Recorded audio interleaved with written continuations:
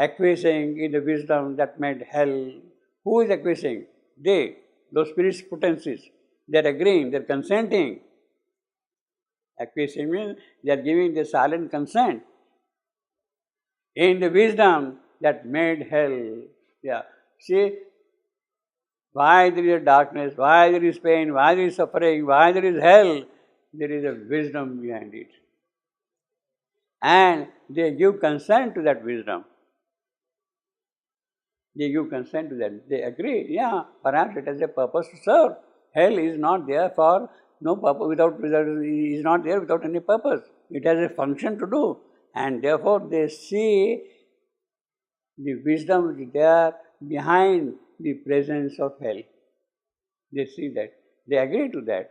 They go by it. And the harsh utility of death and tears. Yes, death appears really harsh and we complain all the while death, but death is really serving the purpose of life. Death is serving the purpose of life. They know that wisdom knows it, and therefore they agree, they consent to it. Yes, let there be death, because only by death can life now make progress. A stage may come tomorrow that to make progress, life may not need death. Life will not need death, but that is later on. At the moment, in the conditions of falsehood, if life has to make progress, then death is a necessity. And therefore they agree, they consent to that. And the harsh utility of death and tears, acquiescing in the gradual steps of time, gradual. It has to go step by step. It cannot be suddenly, you cannot jump from one floor to the other floor directly like that. You have to climb each and every ladder of the climbing hierarchy, and then only you can reach. Why gradual steps of time? See, for instance now, you take the case of matter. What has happened? In matter, life has entered. Then in life, in matter has entered mind. Now, with mind and life present in matter, we expect supermind to enter and do work. So these are the gradual steps. Now, they cannot be cut short. You can't expect. Rather, it will be wrong. It will not be a part of wisdom that suddenly the supermind comes and occupies matter.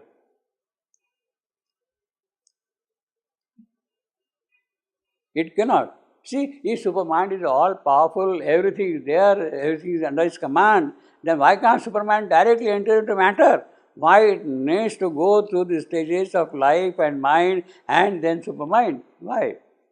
The gradual steps are necessary, because if supermind directly enters into matter, matter will get crushed, will not be able to bear its power, its illumination, its force, its strength. It will not be able to bear. In other words, the purpose for which matter is there, that we lost. If supermind directly enters into matter and if we get crushed, then there is no question of manifestation at all, you see. So, in other words, life in matter builds up matter to be more receptive to mind, and life and mind in matter build up the whole base so that the higher powers can still come here. So therefore, there is a wisdom in the whole process, and therefore there are gradual steps. Therefore there are gradual steps here, see. Acquiescing, so it's not really an acquiescing. You have to kind of accept the greatness of this wisdom of gradual steps. There is enormous wisdom in the greatness, there is a greatness in this wisdom to build up these gradual steps. Acquiescing in the gradual steps of time, careless, they seem of the grief and sting the world's heart. Careless, they seem the grief that sting the world's heart. Careless, they seem of the grief that sting the world's heart. I will scan it like this. Careless, Rocky, they seem I am of the grief.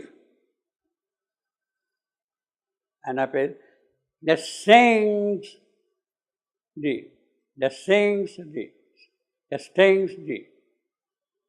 It is short, long, short, critic. And then world's heart, spondy. Spondy. Careless, rocky, they seem, I am of the grief. And I place, that stings thee, world's heart. Careless of the pain that rends his body and life. About joy and sorrow, ye that grandest walk. Obviously, so they are not concerned about what you think of this thing, because they go by the wisdom, eternal wisdom.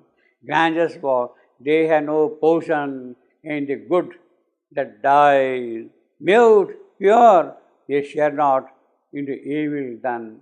So your ideas of good and evil, they have no value for them. They are not concerned about that. Else might their strength be marred and could not save. Had they succumbed to this thing, then their strength would not have been effective enough. Their strength would not have been effective enough. Else might their strength be marred and could not save.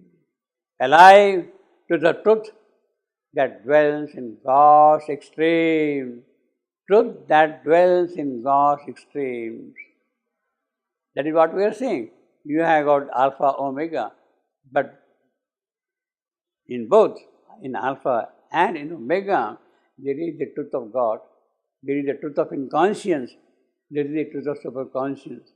They are there and they are alive to it.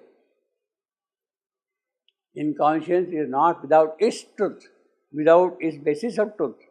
Superconscious is full of truth also.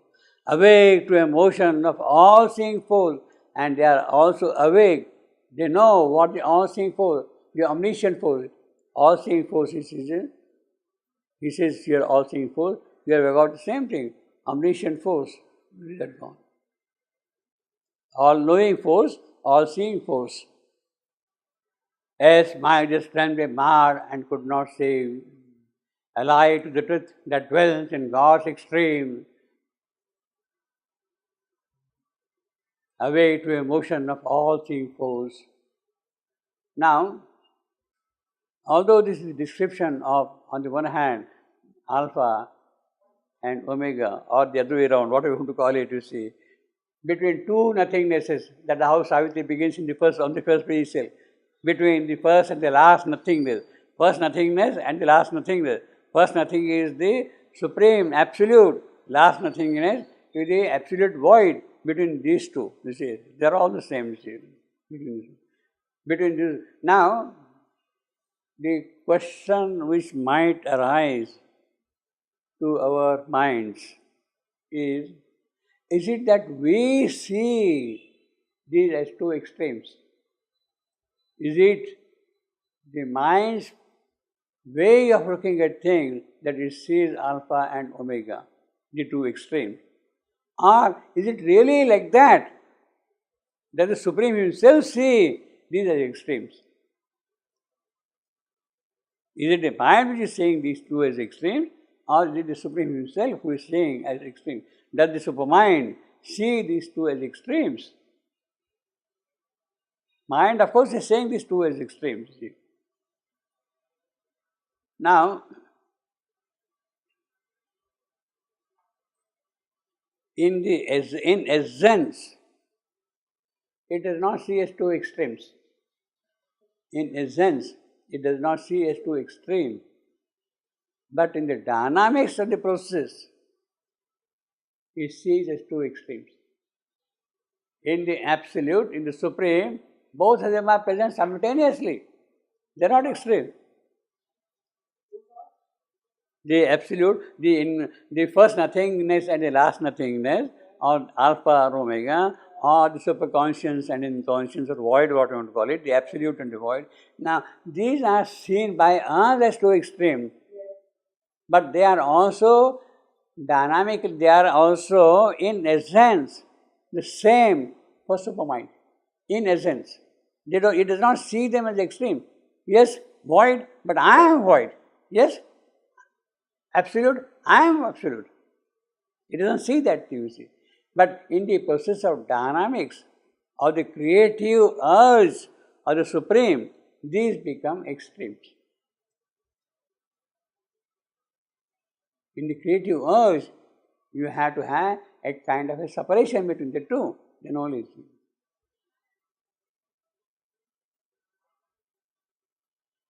So these are God's extremes. You see, now these God's extremes, it is not only we who see these as God's extremes, but God also sees them dynamically as extremes for a certain purpose.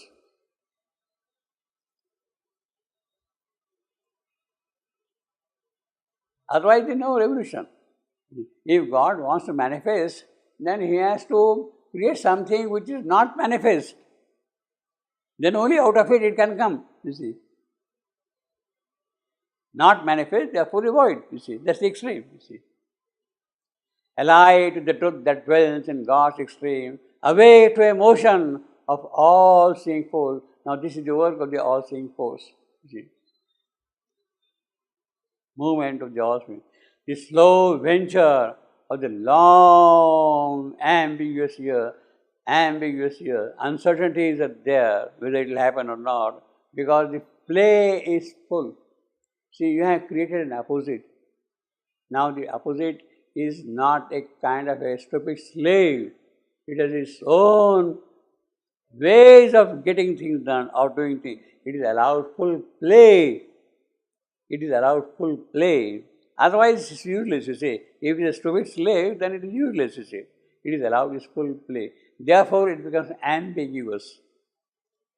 Where how this thing will spring up, in what manner they will spring up from the void, that you can't predict. It's the prerogative of the void to throw its own surprises, so to say. And therefore, the whole process becomes ambiguous also. The slow venture, the long ambiguous year, and the unexpected good from woeful deeds, yeah. The immortal sees not as we vainly see. We see as extreme, but he does not see them. Now this immortal here, who is immortal? It stands for God. The immortal sees not as we vainly see. He looks on hidden aspects. He again, then also, of course, stands for immortal. He looks on hidden aspects and screen powers. On hidden aspects and screen power. Hidden aspects both. The superconscious powers which are held back and the powers which are locked in the inconscient. He looks on hidden aspects and screen power. He knows the law and natural line of things. Well, that is why he is immortal, he is God. And driven by a brief life's will to act. Yeah. He is not concerned, he is not swayed by our ways of doing things. Undriven by a brief life's will to act, unharassed by the spur of pity and fear, he makes no haste to untie the cosmic knot. So, he is not in haste at all. So, please suffer in the meanwhile. Please suffer, please bear the problem, the difficulty, the anguish, you see, the whips of death, please bear, you see, until then. He makes no haste to untie the cosmic knot. What is a cosmic knot? Yeah, how things can happen here. How things, that's the cosmic is there, it is working. He has already described about the cosmic thing. Or the verse, torn, jarring heart to reconcile. In time, he waits for the eternal's hour. Yeah. That is summary of the whole discussion. He is patient. Time is passing by, he is patient. And he knows that eternal's hour will come. The everlasting day will arrive. He knows that. In time, now, obviously, In the timeless, the eternal sour is always there. But it has to happen in time, in the process of this creation, in the working of this phenomenal world, it has to happen. And therefore, he waits. In other words, the phenomenal world has to evolve, has to grow, has to expand, has to come out of the present inconscience and receive the powers and benefits of the eternal hour. Yet a spiritual secret aid is there. Yeah, he is waiting, he is there, quiet, etc. But directly, indirectly, that aid is always there. He is not without any help to you. He is always constantly. Yet a spiritual secret aid is there, while a tardy evolution's coils wind on. See, the evolution is unwinding very slowly, gradually, one after the other, the coil is removed, you see, is unwinding, coils wind on. Now, a tardy, now this A stands for evolution, while evolution's coil wind on. A tardy evolution, no, it is not tardy, is not for coils, it is for evolution. A tardy evolution's coil wind on. You see, E is capital. The whole process from alpha to omega or omega to alpha, whatever you want to call it, is there. See. While a tardy evolution coils on, and nature hews her way through adamant, a divine intervention throws above. Constantly, there is directly or indirectly the action of the Supreme. In fact, the gods are there constantly working for us. The supramental gods, the overmind gods, they are constantly working for us. They are there for not. The fact that these gods are present there is what they are created by Him to help us. Divine intervention throws about. They intervene, come here. They come as vibhutis, they come as special powers from time to time and work things here out, you see. They come in God. Now, not only it is gods who come as special powers and work here in the process of evolution, God Himself comes in here from time to time as an avatar, and it is as an avatar He takes the evolution from one step to the other step, further. Vishnu's 10 avatars, they unfold the entire process of evolution that we see. A divine intervention, that is a divine intervention. Without that, things cannot happen further up, you see. Thrones above, you seize the moment, and then things are lifted up. Alive in a dead, rotating universe.